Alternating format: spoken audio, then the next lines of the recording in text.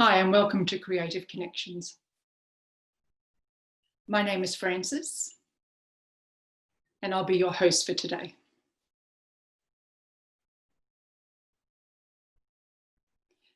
In Riona's first language, Auslan, I would like to introduce Riona.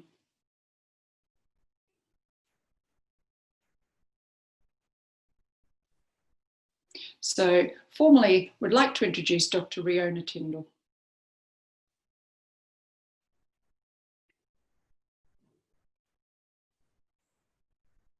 So today, Riona will be presenting to us Rethinking Inclusive Practices. Thank you for joining us today.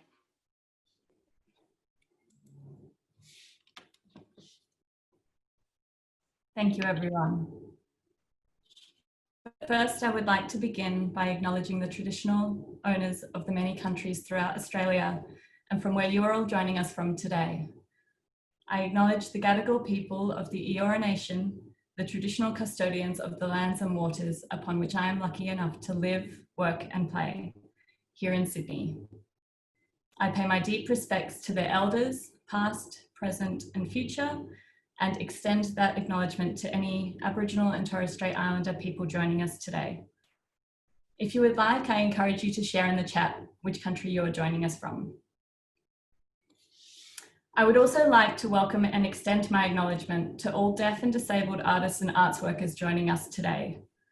I acknowledge the deaf community in Australia and respect the strength of its members to maintain their rich language, Auslan, and preservation of their own unique culture, visual language, and rich heritage. So currently on screen is a blue PowerPoint slide with a gold semicircle in the top right corner. There's some gold, orange, and white text and video boxes with our guest speaker and Auslan interpreter. I'm a woman in my early 30s with fair skin, wavy brown hair, and today wearing a blue collared buttoned up shirt dress. In the background is my living room. There are some plants, colourful artworks on the wall and my couch. These sessions have been designed and produced for you. We hope that this series has offered you some practical resources and a sense of collective support as we reimagine our futures and all of our practices together during these ever-changing times. Before I hand over to Riona, just a quick reminder that we sent you all an email on Monday with a survey that we'd really love for you to complete if you have time. This is about the Creative Connection series. Since commencing on the 1st of April, we've had close to 6,000 people join us to view these live webinars, as well as the recordings online to watch back as a resource to refer back to later. Your responses are a valuable way for us to better understand the outcomes of this series and to discover which series sessions have helped shape and influence your thinking during this time, and most importantly, to help guide our future programming. We really appreciate you taking the time to complete this short survey. I know now that many of you have attended our webinar, so I'll keep this housekeeping quite short. Live captioning is available via Zoom, which can be toggled on and off using the CC closed caption button at the bottom of your screen. As always, please use the chat feature to engage with each other and share any links, thoughts, or ideas that come to mind throughout today's session. Similarly, if you have a question, please use the Q&A tab at the bottom rather than the chat feature so we don't lose it. And we'll aim to get through as many questions as we can at the end of today's session. Today, Shavoy will be translating Auslan into English, and Sean will be supporting the Q&A section from English back into Auslan. Sorry, I think it's the other way around. Finally, a recording of today's session with the transcript will be available after the session today around mid next week, which we will send to you via email along with the PowerPoint and any resources from today. So now on screen is a navy blue PowerPoint slide to introduce our guest speaker.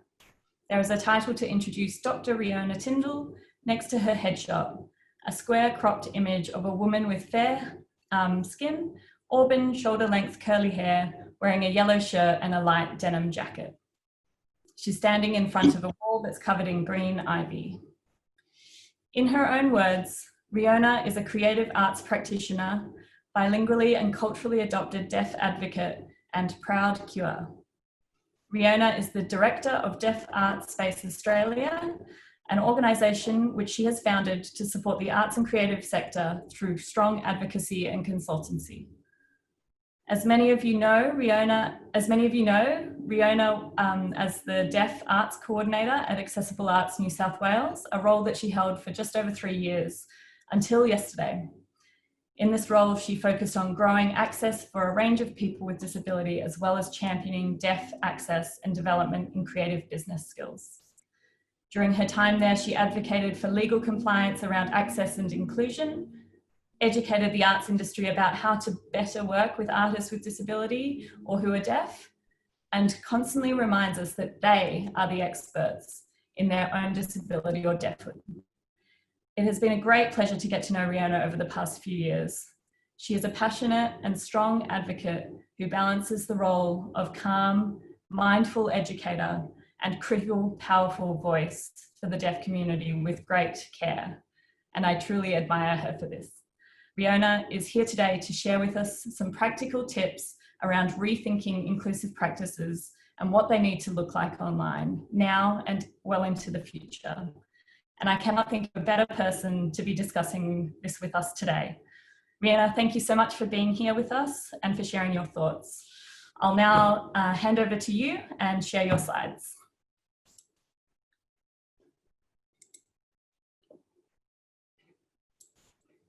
Thank you very much.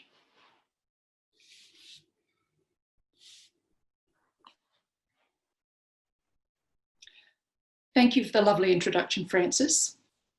I'm mindful of time, so I want to get started straight away and acknowledge that this session is being held on the land of the Mianjal Nara people of the Worimi Nation.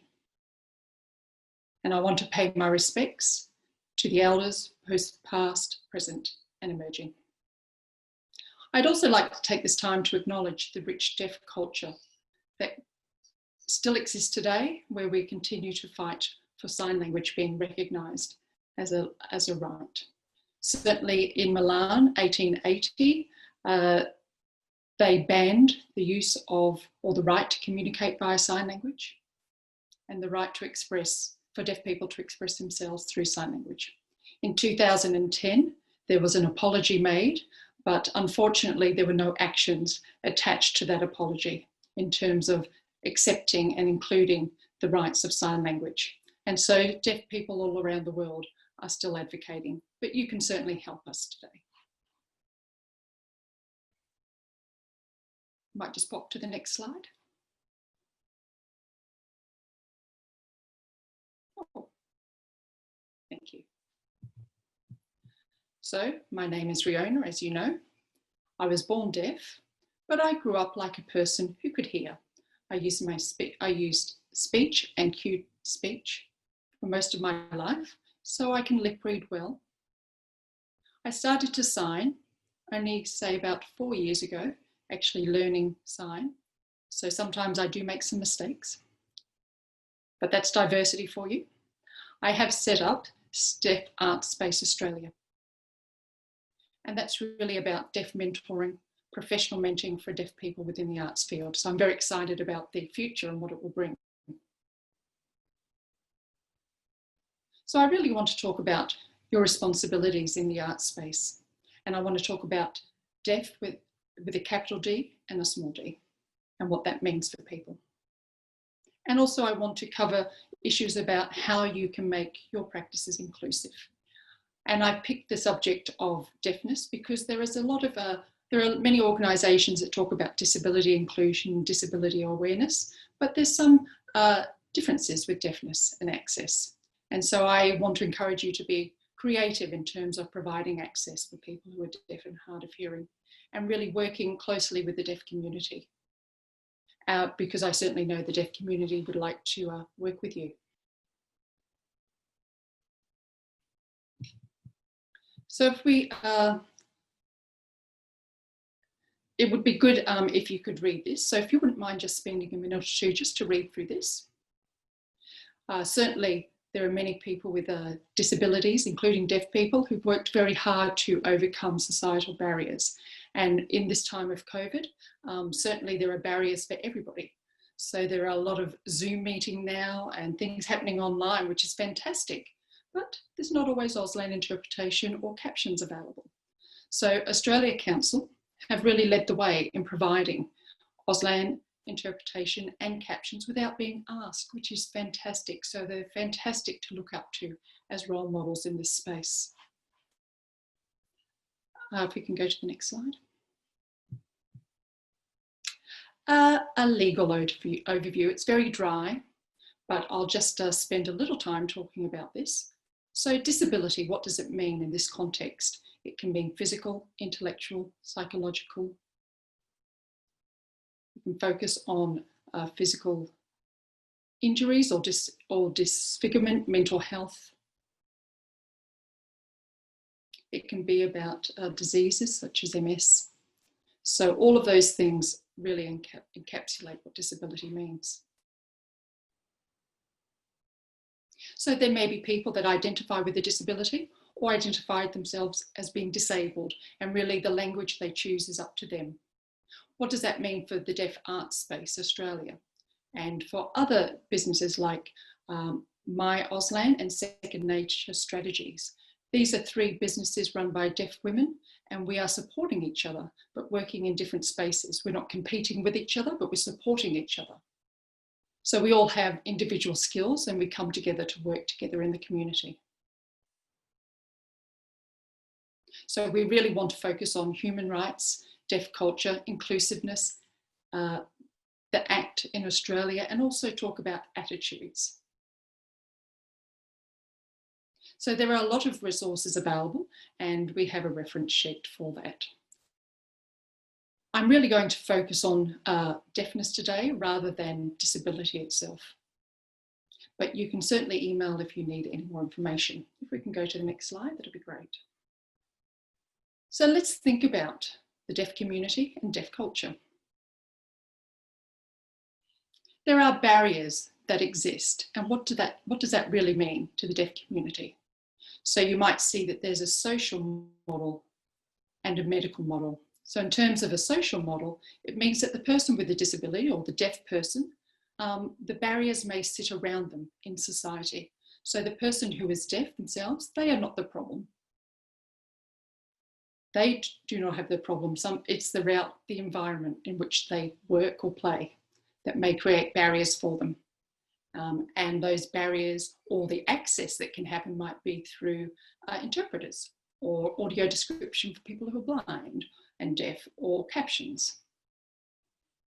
For a medical model, it's the deaf person who is the problem or who has the problem. So it's about if you go into a medical practice, a doctor's or a hospital, sometimes deaf people are looked at as people who need to be fixed. So it's not the environment that's seen as the barrier, but the actual person themselves. There are some slow changes now, and we're seeing things change, but it is slow, and there are still problems and barriers that are placed upon deaf people. If we think about the medical model, that really applies to the physical issue of being deaf and seeing as a problem. If we look at the social model, there are barriers, but all over, the biggest problem that people have is attitude. That's the biggest barrier facing deaf people. Quite often we find organisations or individuals say, access is expensive, and that's true. But there are people that have particular needs, and there are ways that organisations or individuals can overcome, say, financial issues or difficulties, to be creative in providing access.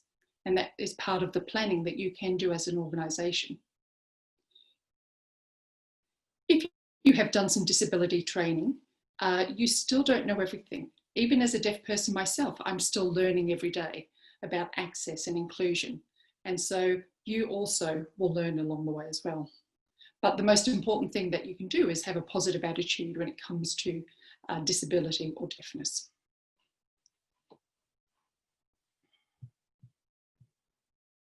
So let's think about attitude. My take on it, and this is my quote, it's more than just providing access in a particular space. It's more than just providing a resource. It's more than just providing an interpreter.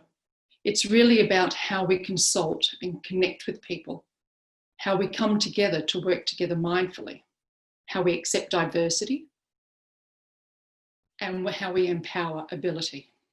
And it's about equity and diversity in a space.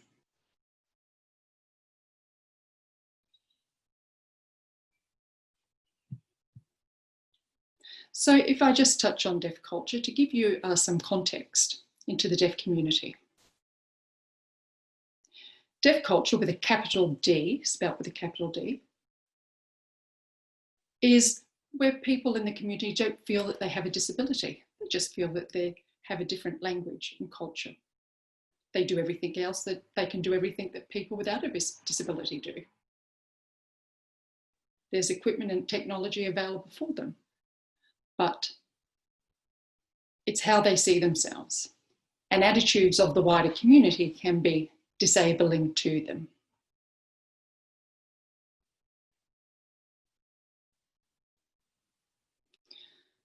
So really, each deaf person will identify very differently and describe themselves differently. They may say that they are an artist who is deaf, or a deaf artist, or an artist with a disability.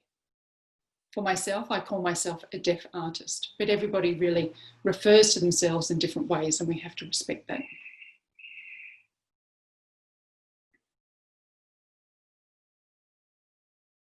If we think about deaf culture, whoops, if we think about deaf culture, sorry, I've been distracted by the dog. It's important to understand that deaf people do not see themselves as having a disability. So that's a very important point for you to remember. They do not see themselves as having a disability. Sometimes people who have a hearing loss may see themselves differently, but deaf people from the community do not.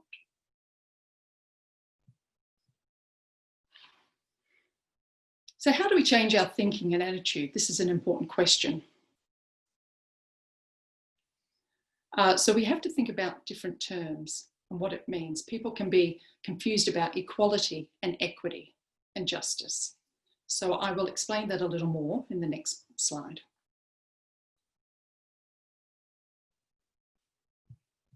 So here's a picture here. It's a cartoon. I saw a lovely cartoon that I actually wanted to use, and I asked for permission, but I didn't actually get an answer. So I thought, okay, well, I'll draw something myself. I'm not a great drawer, but this is a little cartoon I've done myself that explains this concept. Equality or equity. So if you give space to somebody, you can allow somebody to come into the same space. There's a TV there, there are lights there, everything's working. That's equality. Everybody has the same opportunity in that space. But what about deaf people watching TV, for example? There's no captions, there are no interpreters on the TV. Well, it's equality because, you know, they have the TV, they both have a chair, they both are sitting on the floor, but is it equity? We'll go to the next slide, thanks. Equality or equity? What's the difference? So equality means that they're in the same room, you've given access to everybody, they have access to the same movie, they have access to the same chairs, they have access to the same tickets. You've treated everybody equally. But if you take an example of a deaf person in this situation, oh, there are captions, so now we have equality. So the TV has captions. However, what if the deaf person does not have great language skills, English language skills, and English is definitely their second language? What if they find difficulty in reading the English language? What if it's a bit too fast, the captions? Is that really equity? It's equality, but it's not equity. They're not having the same experience. So we'll go to the next picture.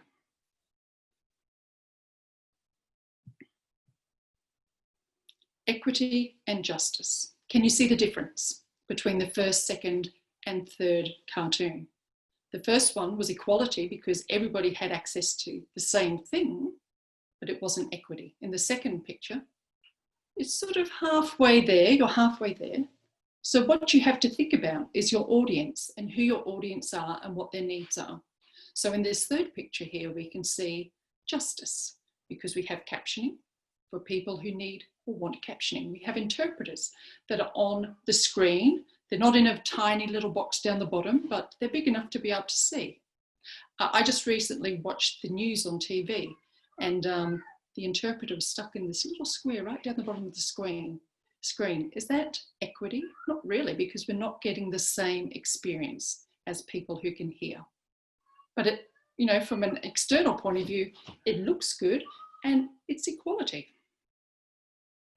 So with this cartoon, I hope I've been able to explain the difference between equality, equity, and justice, and they are very different. So what does that mean for you as an arts advocate, as a leader, as an organisation? How do you role model equity in an event? In Facebook land at the moment, deaf people have been looking at this list and going, oh yes, we agree with this. So there are a few things where people might say, oh, you know, we don't provide captioning, but we're happy to provide you with a transcript later. Or people say, oh, well, the captioning is distracting. We don't want captioning. Or somebody might say, oh, I'm sorry, deaf person, I forgot to book an interpreter. Do you have a family member that can interpret for you? And they might say, well, you know, there are no videos that are captioned, but we'll give you credit on your course. How's that? We don't have an interpreter, but somebody can come and write a few notes for you.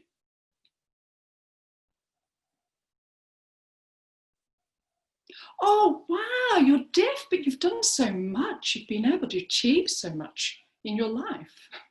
No, what a patronising statement. Yeah, whoop-de-doo. I mean, we are who we are. The next one is, but you don't look deaf. My goodness, you just don't look like you're deaf. All of these are statements that are related to attitude. Deaf people put up with this. We're happy to educate you, but sometimes, you know, we hear this very often. Sometimes we'd like to say something in answer, but we quite often don't. And we might just give you the thumbs up. These are examples of equity, a good attitude. And the last one, which is really important, is everybody's having a good old chat and a laugh, and you say to the deaf person, oh, don't worry, I'll tell you about it later. It really wasn't that important. All these are signs of a poor attitude, where you're actually excluding people rather than being inclusive.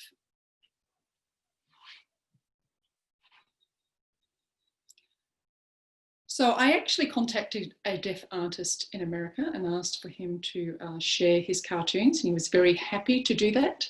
He was very happy to support the deaf ecosystem. So we're going to talk about how we can change our attitude to make sure our practices are inclusive of deaf people.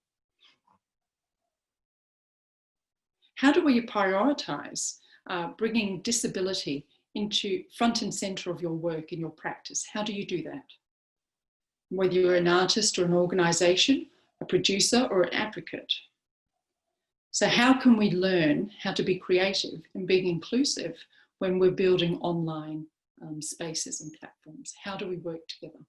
So have a look at this cartoon here. I'll explain it to you. Somebody's saying, you know, I want to go to a concert. Are we going to go to a concert? This will be boring. And the answer is, oh no, this is different, because this concert has a deaf musician, a deaf rapper. So Sean Forbes is actually a deaf rapper. I've met him. He's a lovely, lovely man.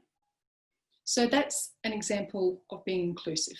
You know, having somebody there who can have direct communication with deaf people, and hearing people can be included in that.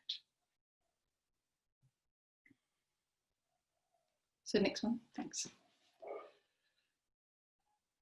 So how do we prioritise bringing deafness access needs into the centre of your work? You can take it step by step. So start to think about a project or something that you may be planning.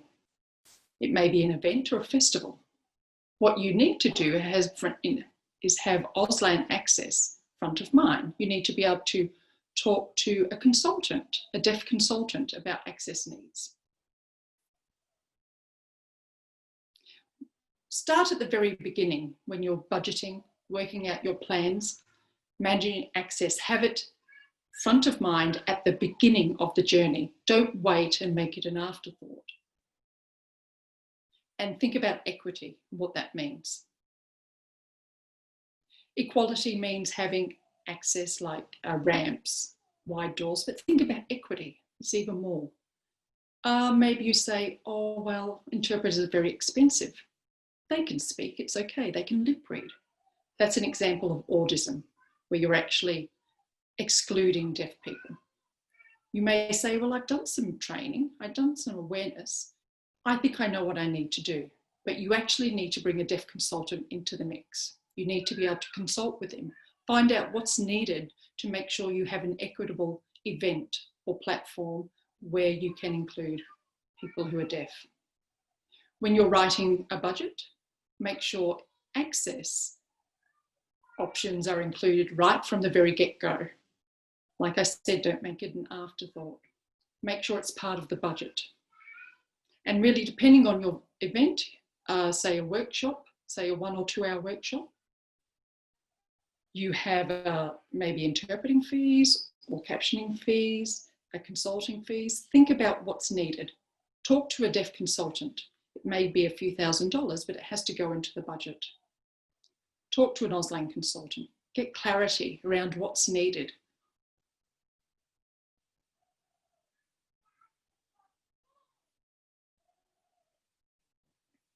Maybe you might contact an interpreting organisation for support, which is fantastic. You may have interpreting access, but you do need to have an Auslan consultant who may work with you on translation, who may work with you on providing the correct interpreters for a particular event, interpreters who are familiar with the arts sector, who are familiar with that particular event, which will help provide better access. So you just can't pick any interpreter for a particular event. You have to make sure that you match skills.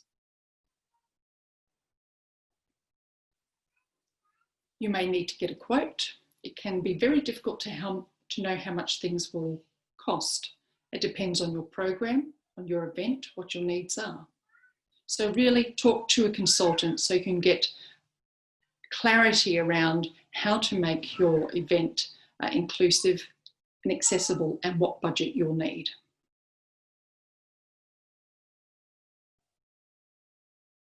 So, and become creative.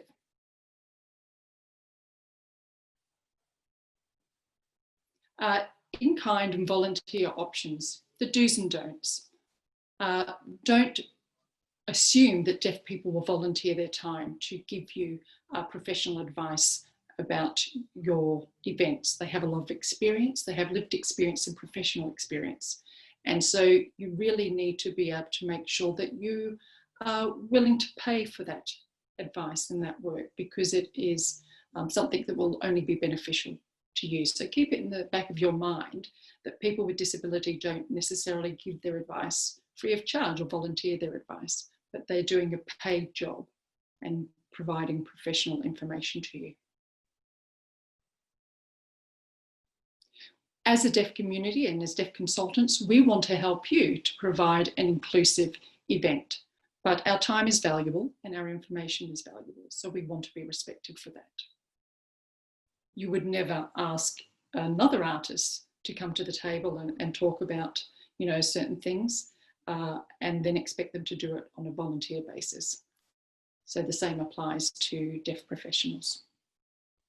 Next one, please.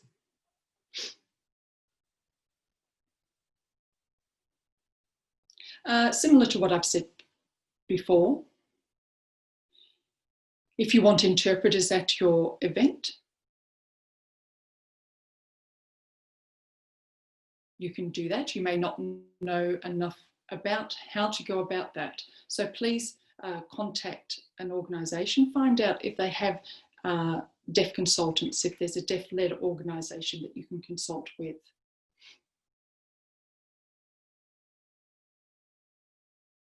You might need information and you want to market your event. Make sure you have logos that show that you are making it accessible for deaf people. Don't hide the logo at the back of the registration, have it at the front of the registration. I saw an event this morning that looked fantastic, and then I thought, well, does it have Auslan interpreters? I'm sure it would, but I didn't see anything that would tell me that. So once again, I had to go looking for that information, where I found a little icon to say that there would be Auslan interpreters provided. But have it at the front, on the front page, have it there ready at the get-go so people see it, they get interested by your event. If they don't see that it's accessible, they may not look any further to investigate. So make sure that logo is right on the home page. Make sure it's easily accessible for people to see. But if people know there are interpreters there, then they'll be more likely to attend. So please make sure that it's easily accessible, easily visible. On the front page, anywhere on the front page, but on the front page.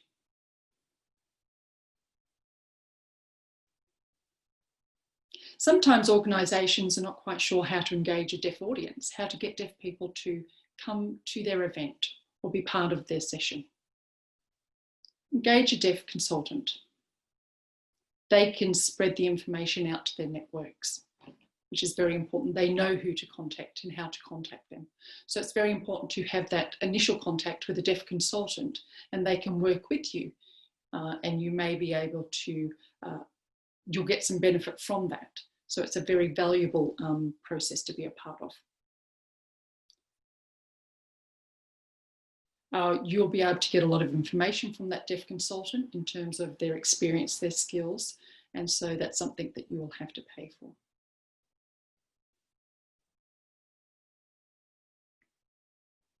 If you have an event, running a session, have a festival planned, you might be very excited. You have Auslan interpreters ready to go, you have captioning. Where do you go from there? Are deaf people going to attend? As I said before, it's very important to have a deaf consultant so they can spread it to their networks, but deaf people trust other deaf people's advertising.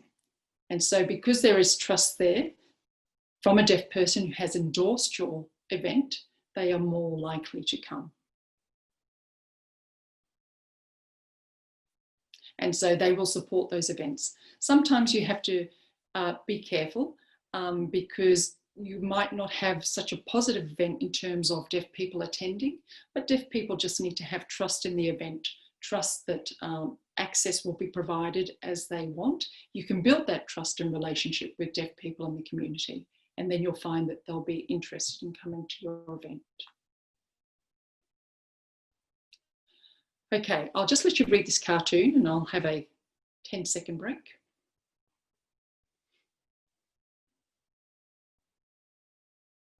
So our next subject is captioning. I like captioning. I like to watch the captions or subtitles. I grew up, as I said before, not knowing sign language, so I relied very much on English captions. Auslan is great. Sign language is great because I can express myself well, but I also appreciate captions. So in the cartoon there, you can see a couple of people, and one guy says, "Oh, wow, you lip read very well." And the other guy says, "Sometimes I'll miss things."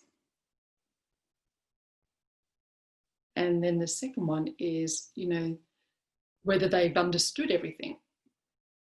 And the captions actually, you know, for a long time, having no captions on TV, having to lip read what was happening, you know, not always understanding what is happening, trying to work out, you know, the story in the TV program, sometimes deaf people get together and decide they know what the story of the movie was on TV, and then when captionings came along, they read that and realised they had got the story wrong, but they enjoyed what they had made up anyway. So captioning has only been around since the 1990s, so it's not, you know, that long ago really. There's actually less captioning on TV than there was previously, and that's due to money, financial issues. For many deaf people, they don't watch free-to-air TV because there's less captioning on there. They prefer to watch channels such as Netflix and Stan, so they watch streaming rather than TV. So have a think about that. I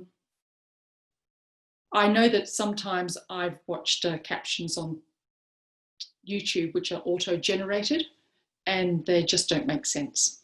So if we have a look at the other cartoon, it's actually about watching some soccer. And they said, oh, they scored a goal. But the captions actually said,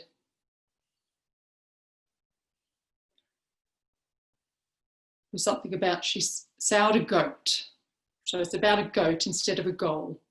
And so then they're trying to read the caption saying, what's a goat got to do with soccer and this scoring a goal? So they didn't quite understand what was being said in those auto captions. Auto captions are risky. Not really having a go at technology, and it is improving, but auto-generated captions are risky for people.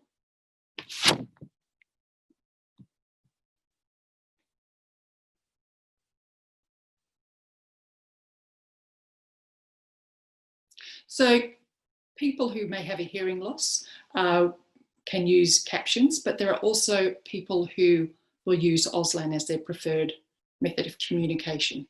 It's derived from British Sign Language, but has certainly evolved and changed to suit the Australian community over time. Auslan and English are very different. Auslan has its own grammar, its own syntax. They each are different languages. So the English language is very different. It's spoken, it's linear. Auslan works very differently. So I don't want you to confuse the two and think that they're the same things. Auslan is a social language. It gives deaf people access to information, to their community. So please remember, once again, you need an Auslan consultant to talk about Auslan. When you are planning your program, put that into your plan from the get-go. Don't wait until the last minute. Interpreters are valuable. We think they're fantastic. But remember, interpreters do not provide consultancy.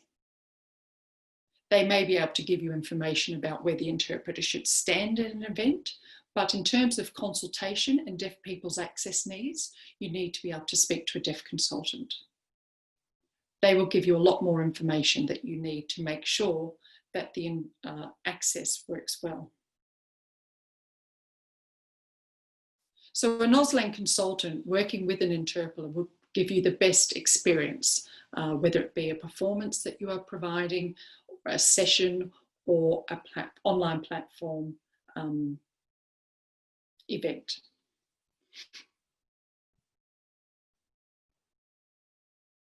There's a lot of information to take on, so how can you learn? How can you become creative in your making your space inclusive, especially online? So captioning, we know about that. Pay for quality captioning, and you'll be able to have a transcript later of that captioning. There are plenty of captioning businesses out there that you can contact. Auslan, go for qualified and experienced interpreters. Qualified and experienced consultants. It's like if you wanted to learn French, for example, you wouldn't just grab any French person off the street and say, teach me French, because sometimes people don't know how to actually explain their own language, how to translate it.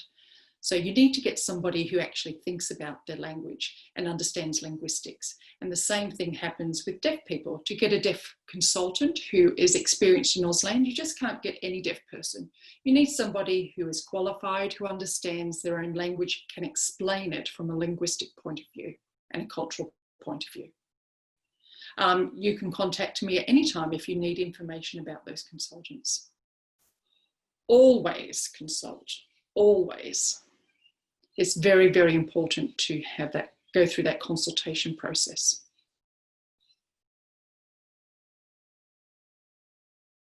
And do remember that deaf people are excited. They want to be included. They want to support you to support them to have access. So it's a two-way street. And we can learn from each other. The deaf community will learn from you, and you can learn from the deaf community. You might say, well, I've done some training. I've got a deaf friend. I know a lot about that. Don't assume that you know what deaf access needs are. Please don't assume. Please ask an organisation, have a consultant. Arts Access Victoria has information at the get-go. Accessibility Arts has information that you can get as well.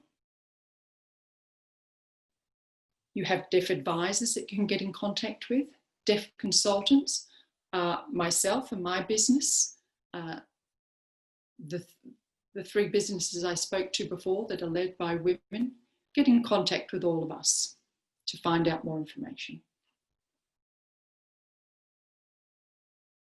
The next one, please. Thank you. So do remember, BAU, business as usual. So BAU, AAU, arts as usual. So it's business as usual with arts as usual. So access should just be an automatic part of your planning process. So when you want to put something together, don't forget about access. You know, don't leave it until the end. You know, it's got to be part of the planning and become just a normal part of that planning. And, you know, sometimes if you leave it too late, you'll get no as the answer in terms of the budget. So help us to be part of your programs, you know, and let us be part of your community because we can provide that support with each other. So I have a big vision. I would love organisations, when they go through funding applications, to have access just as part of that application process, a normal part, business as usual, that access options are part of that. How much do you need to provide access, to provide an accessible event? And that should be automatically part of these funding applications rather than something that comes at the end. It should just be a part of the pie.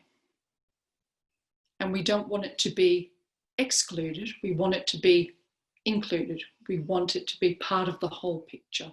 It's an important part. Thank you very much.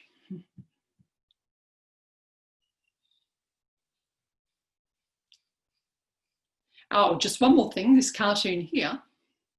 I have a couple of pictures. The deaf guy, just what his wishes are, his top 3 holiday wishes. He would love to see more deaf talent on TV and in the movies. He would like to see online videos captioned. And he would like to see people in the workplace being able to sign directly with a deaf person. Use Auslan. My Auslan can give classes to teach you how to sign via Zoom. So there are lots of Auslan classes around. It's a beautiful, rich language. Why not learn it? You know, the interpreter's doing a lot of work. So why not just have a situation where you can directly communicate with a deaf person? Learn some signs. It'd be a fantastic thing to do. I feel sorry for the interpreter just speaking for me the whole time. That's it for today. I'm finished. I hope you enjoyed that. Thank you.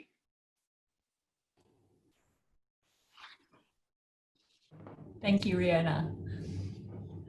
That was so wonderful. And yeah, I just want to also just thank you again for being so open and generous with sharing so much information with us all today. I'm sure everyone took a lot away from that, but we have some wonderful questions that have come through.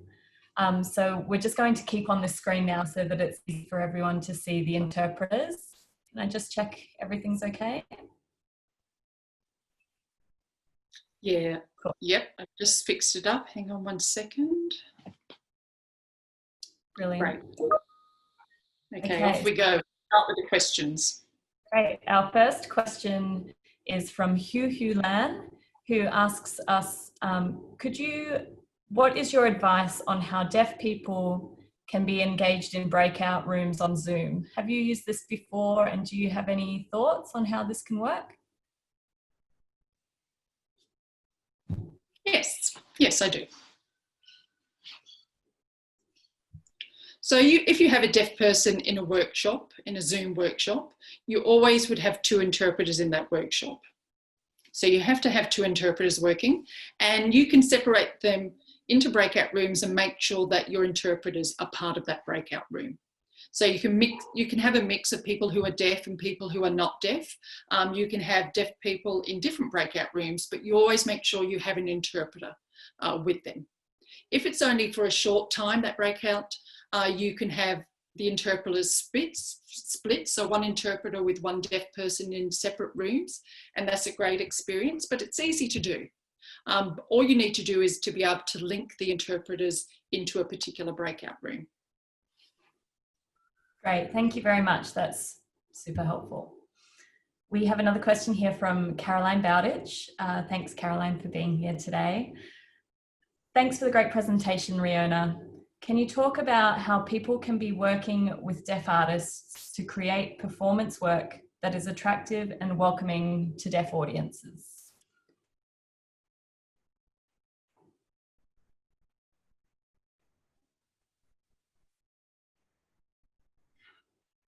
Ask a deaf person, a consultant, just to clarify that question. Sorry, I'm just going to... And also just in the... Okay, so right. So firstly, a deaf perspective is different to a perspective of a person who is not deaf. Deaf people are very visual. So remember that context is important. So you have to understand whether that performance is good for a deaf audience. You can do that by talking to a deaf consultant. You can work out, a deaf perspective on that, whether the translation might work, whether it work for a deaf audience. If there's a mix of people in the audience, both deaf and people who are not deaf, talk to a deaf consultant about what you might like that to look like. You have to have a look at both perspectives, whether it be a deaf perspective or a hearing perspective, but ask a deaf consultant, an Auslan consultant. You can work everything out from that point once you work out their perspective, I think. Yeah, that's what I think. I hope that's answered the question. I hope that's made that clear. Yeah, absolutely. I agree. I think, asking multiple deaf consultants' perspectives on these things is always helpful to get multiple views as well. Thanks, Riona. And we've had another question come through from Georgia, who asks, I'm struggling to find an Auslan learning app for Android. The good ones I have been recommended only seem to work on iPhone. A bit of left of field, but I'm wondering if you have any tips or if you know of any apps to learn some Auslan basics for Android.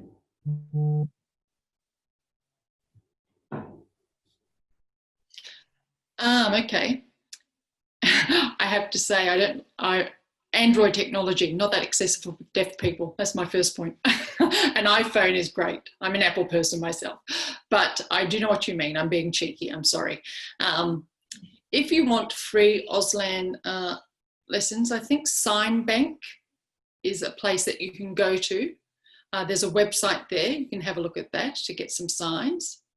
RIDBC, the Royal Institute for Deaf and Blind Children, they have a free app that you can download as well. I think it might work for both Android and Apple devices. But it's also worthwhile you contacting My Auslan. That business, they talk about Auslan. They have a Facebook group. So My Auslan every Thursday, you can ask a question about Auslan. So there are lots of Auslan groups on Facebook as well. You can Google that. You can Google Auslan as well. Don't do capital AUSLAN. It's a capital A, then small USLAN for Auslan. And there will be information there as well. I can't sort of give you all of the resources, but I think if you Google that, you'll be able to find a few options there for you. I'm sorry, and I shouldn't have said how much I don't dislike Android devices. No, that's really helpful. Thank you, Riona. There was another comment earlier, or sort of question, asking about where more resources can be accessed. And I know after this session today, we'll be sending out the wonderful PDF of all the resources that you sent to us. So with the recording, we'll send you that list of resources and links if anyone wants to follow up with other information. But I think that's all, unfortunately, we have time for today. We've run a little bit over, but it's great to see everyone here. Riona, do you have anything you'd like to leave us with today before we... Just one thing, if I may. Next week, Accessible Arts have an event. So Google Accessible Arts for the event for next week. And it's about access to social media. So there's a workshop that's free, and there will be Auslan interpreters provided and also captioning. But I'd like to say thank you to everybody for being part of the webinar, and email me if you do have any further questions. Thank you so much, Riona. And we can put your email into the chat, and maybe, is that the Accessing the Arts group event that you're talking about? We can possibly pop that into the chat if we find it before the end of the session today, if anyone would like to follow that link. But just a final wrap up before we go, a reminder that this Friday will be our 16th and final First Nations Roundtable. Wesley Enoch and Leanne Buckskin will turn the tables and be inviting back some of our most regular and loyal audience participants into the panel discussion. So it's one not to be missed. You can register on our website, and it's this Friday at 2 p.m. We also won't be hosting a Creative Connections webinar this Friday, as per usual, but our next session will be on Wednesday next week, on the 8th of July, which will be with Matt Cornell, who will be teaching us how to make a dance GIF. So that's going to be fun, and one not to be missed too. Also an interesting one to talk to our Auslan interpreters about. It'll be fun to interpret. But until then, thank you again for joining us today. Thank you to Riona for being here, to our Auslan interpreters, Shavoy and Sean for always doing such a brilliant job from Sweeney Interpreting, to our live captioner, to my wonderful team behind the scenes, Kevin, Laura and Ian, and to all of you, thank you for being here. We hope to see you again soon. Bye.